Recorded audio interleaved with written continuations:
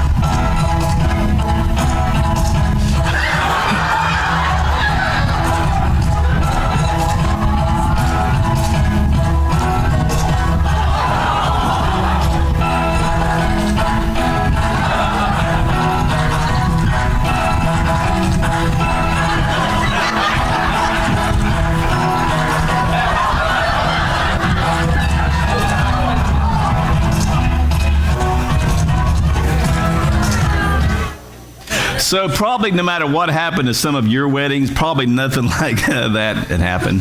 I did read of one wedding where this uncle decided he wanted a little fireworks for his niece's wedding.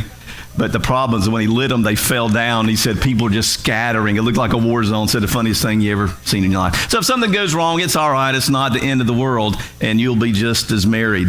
Now, the wedding we're going to look at in John chapter 2 is a wedding that it's not an exception to it. There's things that kind of go wrong in it.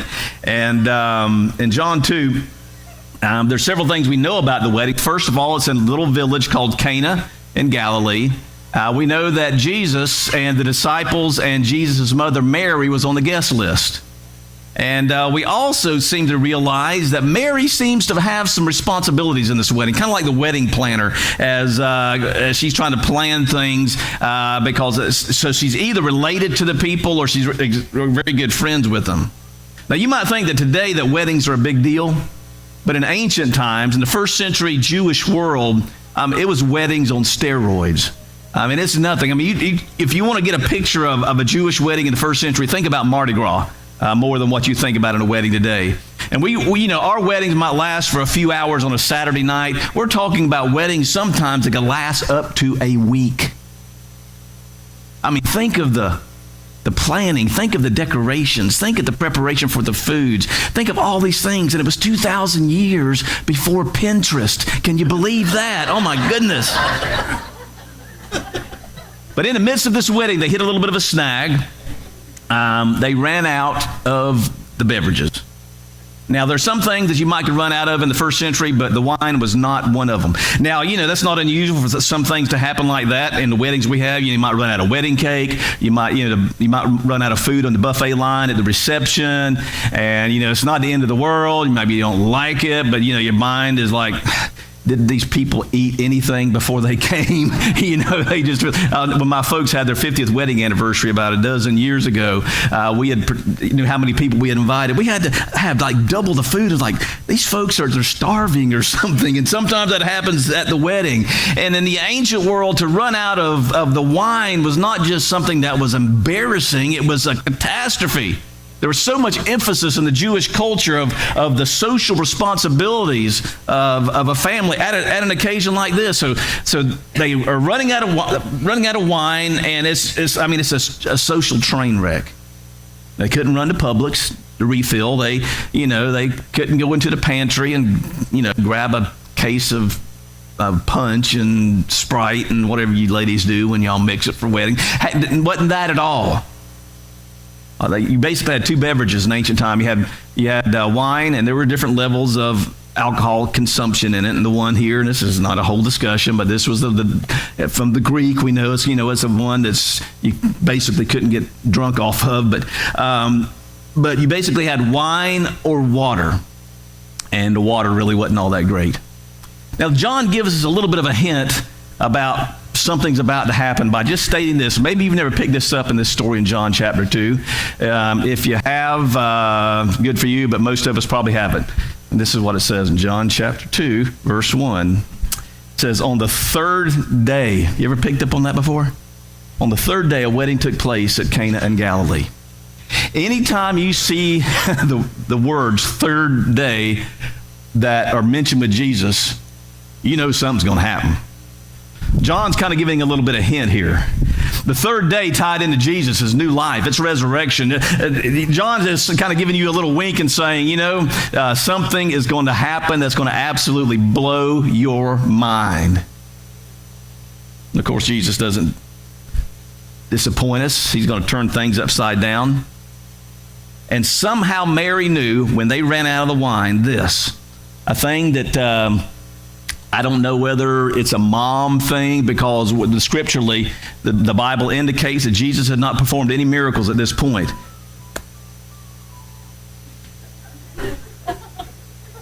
Linda. That's okay. Something always happens, even in church services, that's all right. I love to embarrass Linda. Anyway, Mary learned this, is that when you invite Jesus to a party, problems become possibilities. Now, how did Mary know this? I don't know. Like I said, maybe it's one of those mom things, but it's an important mom thing, and it's a thing that moms here and dads here and everybody here can learn from Mary. And this is that when you get Jesus involved in something, what you might think is a problem really is just a possibility of something phenomenal happen. So we see Mary, she's under pressure. If she's the wedding planner, she's embarrassed. She doesn't know what to do. So she goes to Jesus, her oldest son, and says, "Look, Jesus, they have no more wine." They have no more wine.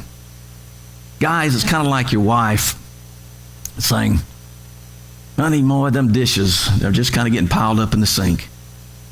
Now, she's not coming out and saying, "Honey, will you wash these dishes or will you stick them in the dishwasher?" But there's kind of an implication there. And so when Mary goes to Jesus and says, "Jesus, there's no more wine," I think there's an implication there that Mary is saying to Jesus that, Jesus, something's got to be done about this. I don't know whether Jesus would go to the store or go knock on the neighbors' doors. I guess they didn't have stores that could do that back then. I don't know how they did it, to be honest with you. But clearly is a request that's implied. And the interesting thing is, we're going to see that Jesus doesn't seem like initially He's going to do anything about it. This is what he says to him. He says, "Dear woman." Now that word "woman" in the original language of the New Testament was written in the Greek language. This word is a derivative. I mean, it means woman, but it's a derivative of a word that means little monkey. So I just think that's kind of funny. So happy Little Monkey Day to all you women that are here. I'm in trouble now. "Dear woman, why do you involve me? My time has not yet come." I got a feeling that Mary, and I could be wrong, that Mary's like, "That boy, I don't even know what he's talking about. He is such a mystery sometimes. My time has not yet come." But what Jesus is saying is, when he's talking about his time, he's talking about the time when his path is definitely set to the cross. And so Jesus is saying basically to Mary, "Look, I know your concerns are about this social event. I know your concerns about the embarrassment that comes when a Jewish family is not meeting its social obligation." He said, "I get that. But Jesus has got bigger things in mind." And for Jesus to perform a miracle, it's kind of like Clark Kent when he takes off that shirt and he shows Superman underneath. The cat has been let out of the bag. And Jesus knew that once that first miracle took place, that it would set him on a course, even in a small venue like this wedding at Cana of Galilee with the people there. Once that miracle took place, there would be around him a crowd of people that would come to be followers, and there would also be a crowd of people that would come to be enemies of Jesus. So Jesus was very careful. And so what Jesus is saying, "Look, Mary, I know that this is important to you. I know that you're caught up in the drama of this immediate problem." But Jesus is saying to his mother, his little monkey, "I'm calmly listening to the voice of the Father." You see, Jesus is focused on bigger things, not filling empty wine glasses, but filling empty lives. We know what it's like to be Mary at times, don't we? How many of us have had a problem? We go to Jesus. "Jesus, I've got a problem. I've got an issue. Jesus, I want you to fix this. Jesus, take the wheel. I've got a problem going on in my life." And you pray and you pray and you pray, and it doesn't seem like Jesus is going to do anything. Kind of like with Mary, and she comes to Jesus and he says, "Why are you bothering me with this? I've got bigger things going on than just providing a beverage at a wedding celebration. Yes, it would be an embarrassment, but nobody's going to die as a result of it. A year from then, nobody would even remember it. It's not that big a deal." And we do that. We come to Jesus and we pray, and it seems like he's not answering. Or we read our Bibles, and it's like, my problem's not going away. Now, I'm not going to be presumptuous this morning and speak on behalf of God and say, "Well, this is the reason why your prayers are not answered." I don't know. Sometimes God's answer is no. Sometimes God says, "You just hang in there for a little bit longer. My grace is sufficient. I'm going to help you to grow in this situation." But I do know this, is that Jesus is focused on bigger things, because Jesus is always up to something bigger. And I and you can always trust him to do what's right. And that's not a very easy lesson to learn. I guess Mary did, because things were kind of falling into place. She kind of backed off a little bit.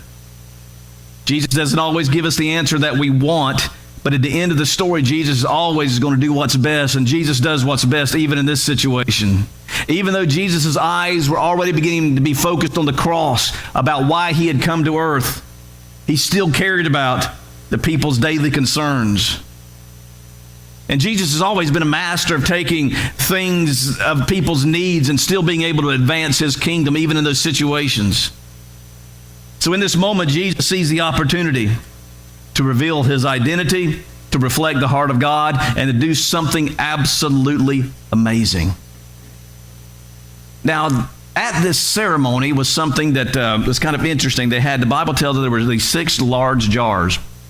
I don't have a large jar, but I do have a trash can. And each of these jars would hold 20 to 30 gallons of water. So it would be, close to the same size as these trash cans. And there were 6 of them that were there for that wedding celebration. And what the guests would have to do in the first century is that when they would come in, they would have to wash their hands. Now, it was for ceremonial reasons. But I know some of you germaphobes, you're probably thinking, what a great idea. Have people wash their hands before they come in, especially before they stick their little grubby fingers in the buffet line. And I hope none of you have done this. If you have, I'm going to apologize in advance. But there are actually some wedding favors that are becoming popular right now, like this. Oh, there we go. Some germs must have got in it. These are hand-washing party favors. Wedding favors. At weddings, they leave for you. Got the wedding colors and the name of the bride and the groom, the date of the wedding.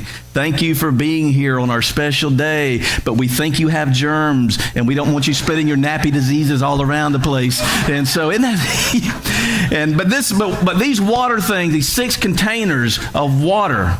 And it must have been a pretty good sized wedding to have 6 of them, with 20 to 30 gallons of water. It was for ceremonial washing, and it was a reminder to the Jewish people, not that they had germs, but it was a reminder to them is that they were dirty spiritually and shut off from God. And in a Jewish system of relationship with God, they were required to do these ceremonial washings over and over and over and over again to stay in a right standing with God. But Jesus is going to change those things. He's going to do something miraculous. And not only is it a miracle, but he's sending a message about himself. This is what happens. If we can pull it up. If not, here we go. Jesus said to the servants, "Fill the jars with water." And they filled them to the brim, so they filled it absolutely full. And then he told them, "Now draw some out and take it to the master of the banquet." They had a guy that was kind of the wine taster. And they did so, and the master of the banquet tasted the water that had been turned into wine. He didn't realize where it had come from, though the servants who had drawn the water knew. And then he called the bridegroom aside, and he said to him, "Everybody brings out the choice wine first and the cheaper wine after the guests have had too much to drink. But you've saved the best for now." He said, "Look, I don't understand this. Usually, the first thing that's in your mouth is kind of when your taste buds are really alive. But after you begin to drink and eat and stuff, the taste buds are dulled a little bit." And this guy, this kind of wine taster dude, said, "Look," he goes, "Why are you bringing the best out now? Usually you bring the best out to begin with and say the cheap stuff later for when people can't tell the difference." But Jesus saved the best for last. Jesus always saves the best for last. The Bible says that when Jesus returns, and we've already sung about that this morning a little bit if you were paying attention to the lyrics. When Jesus returns one day, the Bible indicates that Jesus is saving the best for last. The very same John who wrote the story that we're talking about, a follower of Jesus, also when he was an old man, wrote a book called the Book of Revelation, which is the last book in the Bible, and he talks about the coming of Jesus, and he describes it as the wedding of the Lamb. A time when this world is over and the deepest needs that we have had in our lives will be met. A time when every tear will be wiped away. A time when those empty spots will be completely filled by God. And when Jesus comes back, and for those that have placed their trust in Him, our response is going to be, oh, Jesus, you saved the best for last. Even the prophet Joel, way back in the Old Testament, hundreds of years before Jesus was born, was talking about the Messiah and the coming of the Messiah. And this is what Joel had to say. He said, in that day, mountains will drip new wine and the hills will flow with milk. And he's giving a very graphic, descriptive idea of the glory that the Messiah is going to bring. And so Jesus, in his very first miracle, he's announcing to these servants, and he's announcing to his mother, and he's announcing to the other disciples that day is now, the Messiah has come, and I'm bringing the overflow of heaven with me. He said, this miracle is a sign. Well, how do we know that this miracle is a sign? It's because John, who is recording it for us, says that it's a sign. It says, the first of his miraculous signs, and a sign is that which points you to something.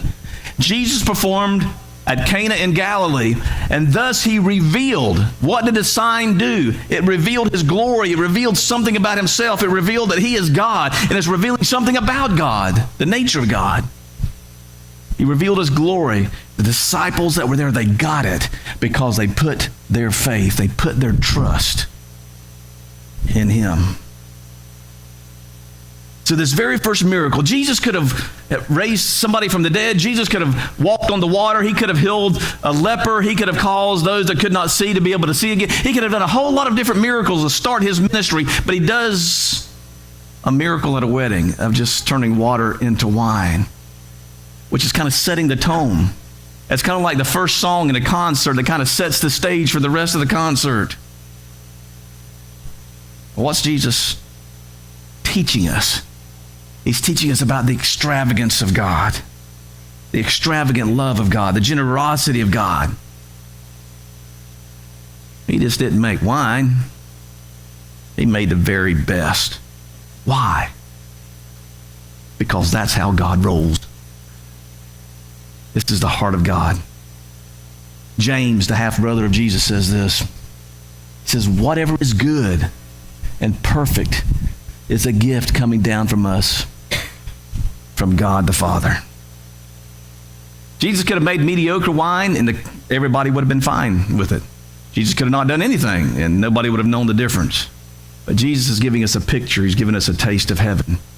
The same John also says, right before he wrote the book of Revelation, 1 John chapter 3, verse 1, he says, see what great love the Father has lavished on us. Don't you love that word, lavished? I mean, overabundance. You ever had anybody ever done anything that's just lavished, been lavished on you? Kind of overwhelming just a little bit. I've had it happen in my life. About a dozen years ago, a little bit more, my wife and I were scratching our heads on what we were going to do for a vehicle for me. The one I had was starting to burn oil, and it was kind of getting on its last leg, and got a call one day from my in-laws, Joel and Sybil. They said, Tom, why don't you just go to Thomasville with us? I said, okay. Go to Thomasville, pull out this little red pickup truck, Ford Ranger. Y'all remember me driving that thing for about 11, 12 years? Gave the keys to me. Said, it's yours. Speechless. Never told anybody that publicly till this morning. Didn't know what I was going to do, but in an unexpected moment. This doesn't happen every day.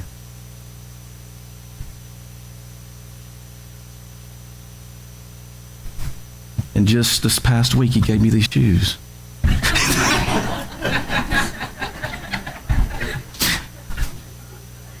Don't know why I wanted to keep them. I think they're pretty neat. My son was making fun of them a little bit, but they're new and they're free, so that's kind of lavish to me just a little bit. But the greatest thing that has ever happened in your life doesn't come close to the grace and the goodness of God and what he wants to lavish on you. 3 years later, Jesus would have an encounter with another wine. It's a cup of wine. And I think it's still tied into the lavishness of God. And Jesus says this about that cup. As he held that cup, he said, this is my blood of the covenant, which is poured out for many for the forgiveness of sins. Now, when they went into that ceremony and they were given that water to wash and to clean themselves as a spiritual purification, which also did provide some hygiene benefits for it as well. When Jesus changed that, what he was saying when he was coming, his kingdom was saying is that to be right with God, you don't have to do those things over and over and over and over again to earn some kind of place with God. Jesus was coming. He was going to give his life as a sacrifice on that cross. And because of him giving himself as a sacrifice, there would be no need to go through things like this to be in a right standing with God. It's by giving our lives to Jesus Christ. It was going to change. Things were going to change. Our relationship with God is going to be a lavish thing. We'll have a life from beginning to into eternity with the lavish grace of God. Now, Jesus did a lot of other miracles that told things about his nature. As a matter of fact, John says this near the end of this book. He says, Jesus did many other miraculous signs in the presence of his disciples, which are not recorded in this book.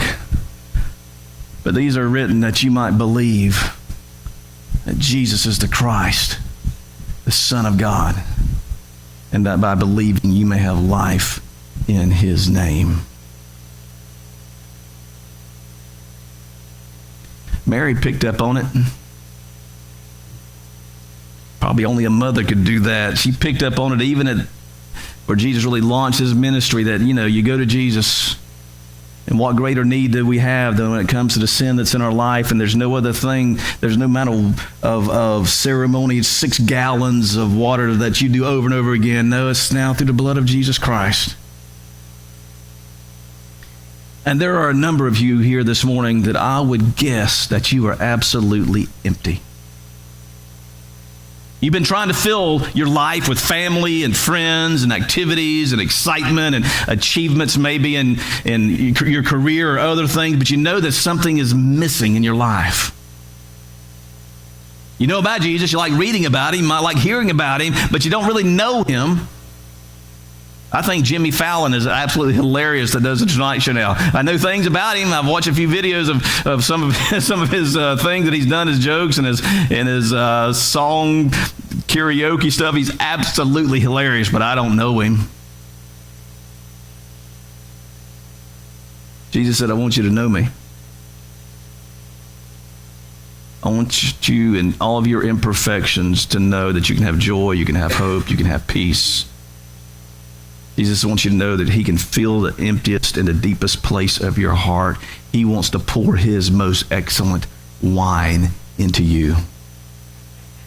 And the Lord's Supper is that opportunity that for those that have come to believe that Jesus is the Christ, the Son of God, when we partake of those little pieces of bread and that little cup that contains that grape juice, we're just reminded of what Jesus has done for us. And for those of you that have not placed your trust into Christ, you say, I do believe. I do realize that I'm lost. I do believe that he is the Christ, the Son of the living God. I do want to surrender my life to him. I want to follow him in the waters of immersion baptism. I want to make a statement to the world that old person is dead and I'm a new me. And that I'm going to live a life full of the precious wine, the goodness and the grace of Jesus in my life.